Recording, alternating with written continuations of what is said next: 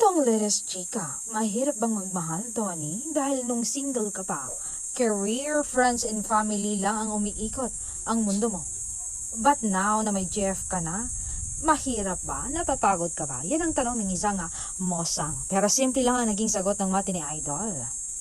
If a woman doesn't make your life easier, stay single. What's the point of having a partner? Kaya nga may partner para gumaan ang buhay, para may katuwang sa bawat laman sa buhay.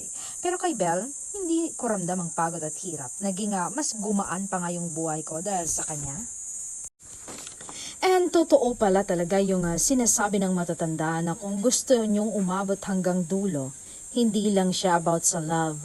Mga good days, it's about choosing each other kahit pagod, kahit may tampuhan, kahit hirap na kayo, kahit ang daming hindi malinaw. Kasi hindi naman araw-araw talaga masaya. Wala namang perfect na relationship.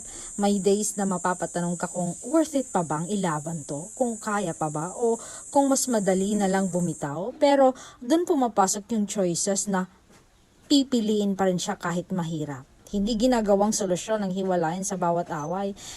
Hindi tinatakbuhan ang problema kapag masakit na kasi at the end of the day, tayo rin yung gumagawa ng sarili nating tadhana. Kung lalaban ka, may patutunguhan. Kung bibitaw ka kaagad, dun din siya magtatapos.